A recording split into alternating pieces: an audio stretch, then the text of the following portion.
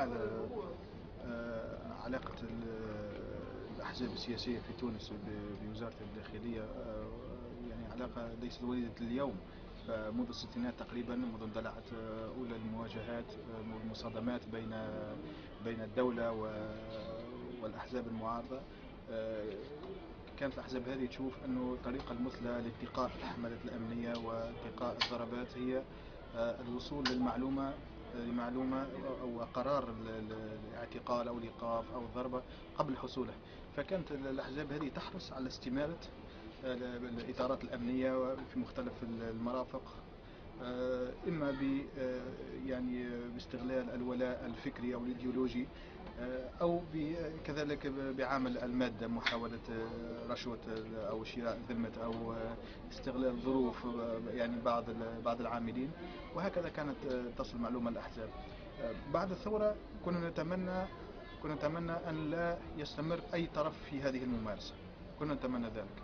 الآن نحن نحاول نبني جميعا أن نبني الدولة العصرية، نحاول أن نبني دولة القانون، المؤسسات بأمانة بصدق هذه المرة. ولكن ما رأينا إلا أنه هناك من هو مستمر في هذه الممارسة، مستمر في استمالة الأمنيين، مستمر في العمل على جلب المعلومة بطريقة غير مشروعة وغير شرعية. وهذا هو اللي صار في حالة طيب العقيل. يعني هناك يعني كيفاش ربط خيوط مع الامنيين طيب العقيل؟ يعني هكذا بسهوله اي واحد يمشي لوزاره الداخليه؟ لا، كما حكيت لك يعني هناك أناس يعني يعملون في الوزارة منذ سنوات طويلة، وتربطهم علاقات منذ مدة طويلة بطيب العقيلي أو أشخاص يعرفهم الطيب العقيلي. مثل ما يعني أشرنا سابقا، هو الرجل له علاقة حتى بكمال الطيف. وعندما نتحدث عن كمال الطيف نتحدث عن دولة داخل الدولة أو دولة موازية أو الدولة في الماضي كمال الطيف.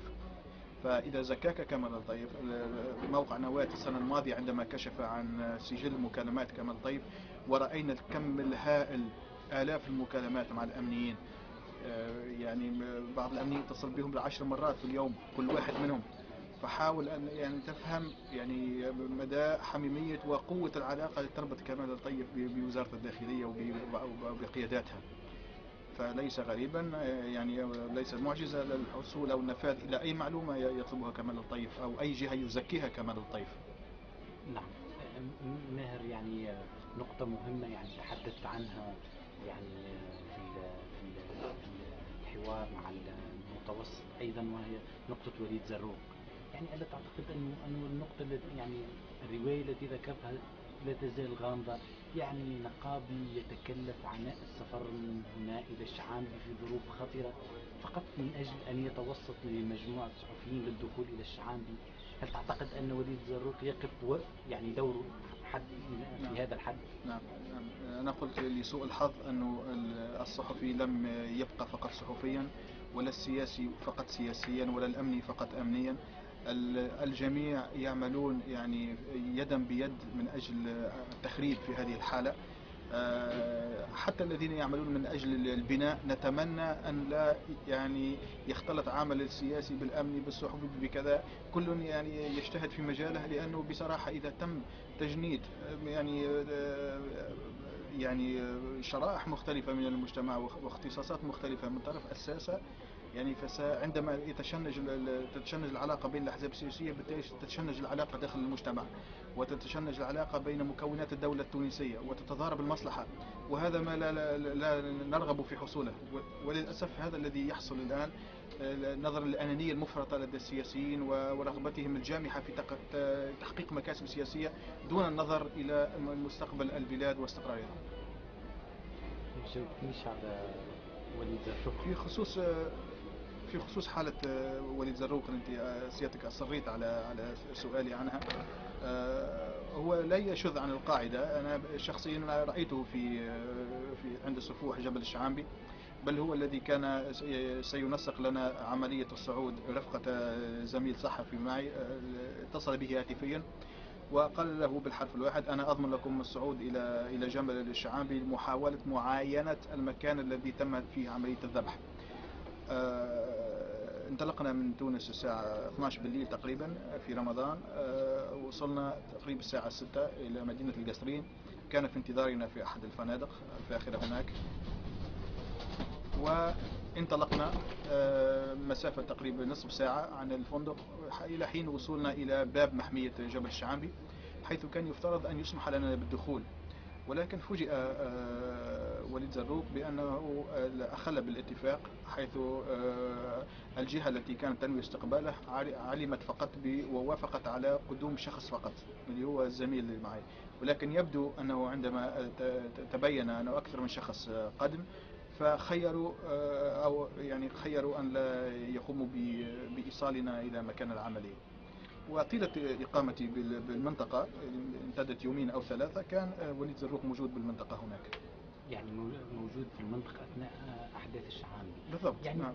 يعني بأي صفة يطلب وليد زروق مثل هذه التسهيلات وهو أصلا لا ينتمي إلى السلك الأمني، هو ينتمي إلى سلك السجون والإصلاح؟ حتى سلك السجون هو معزول من سلك السجون. نعم.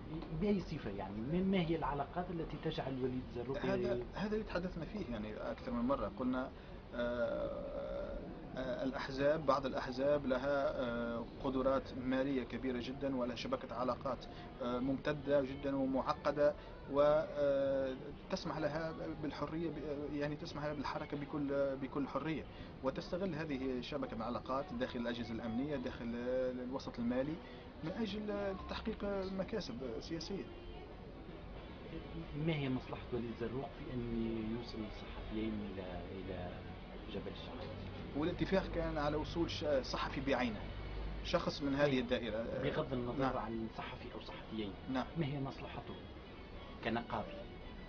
وفي الظاهر نقابي على كل حال، ولكن لا ندري خلف نقابيته ما هي صفته الحقيقية. لا أدري.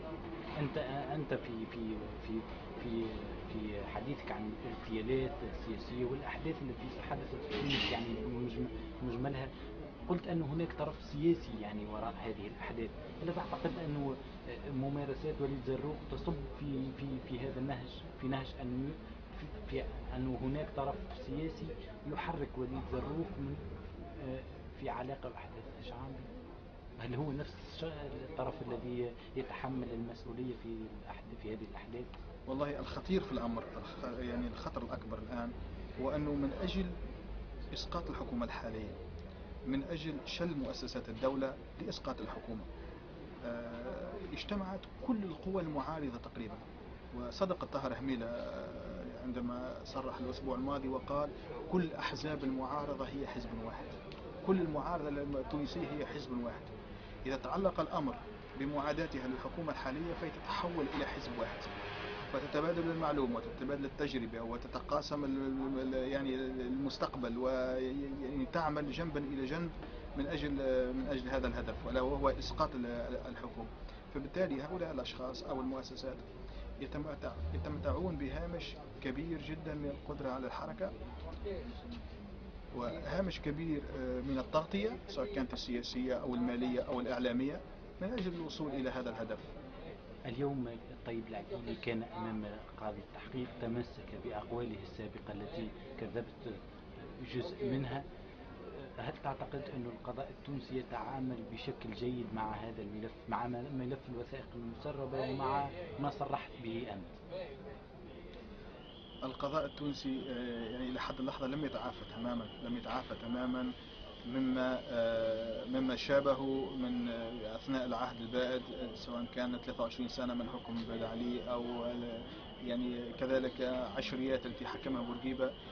القضاء أيضا هو مرتهن بهذه العلاقات اللي كنا نحكي عليها، الانتماء الحزبي وعلاقة القاضي مثل الأمني برجل السياسة ورجل المال. هذه الممارسات لا تزال، فبالتالي لا نستغرب مفاجآت، لا نستغرب إطلاق سراح أناس مورطين، لا نستغرب إيقاف أبرياء، لا نستغرب مفاجآت كبيرة ما دامت عملية يعني تطهير مؤسساتنا من الفاسدين حقيقة. لما لم تتم هذه عملية التطهير فنتوقع كل شيء أن يحصل. يعني أستاذ ماهر، أنت الآن يعني قدمت حقائق عديدة، هل ما زالت هناك حقائق أخرى يمكن كشفها للمواطن التونسي؟ أو هل حجم الحقائق توقف عندما كشفته، أم أن هناك أكثر. بطبيعة الحال هناك الوقت لم يكن سانحا في أثناء استضافتي عند قناة المتوسط كأحدث في مواضيع أخرى، ولكن بالمناسبة الآن أنا هامش من يعني من الوقت أحدثك مثلا عن عملية إسقاط بعض الساسة من خلال العنصر النسائي. هذه الشبكة تستعمل أيضا العنصر النسائي في محاولة لإسقاط بعض الساسة أخلاقيا وابتزازهم فيما بعد. هناك بعض الأشخاص من التقيتهم وتحدثت إليهم مباشرة من هذا العنصر، كانوا يعملون أو كنا يعملنا في الأجهزة الأمنية في النظام البائد، والتي كما قلنا مرة أخرى بعدما اعترف عبد الله القلال بأنه كان هناك أناس يعملون في جهاز أمني غير مسجل لدى الدولة. هذا الجهاز فيه من الرجال ومن النساء، فيه القناصة، فيها المجرمون، فيها اللقطاء.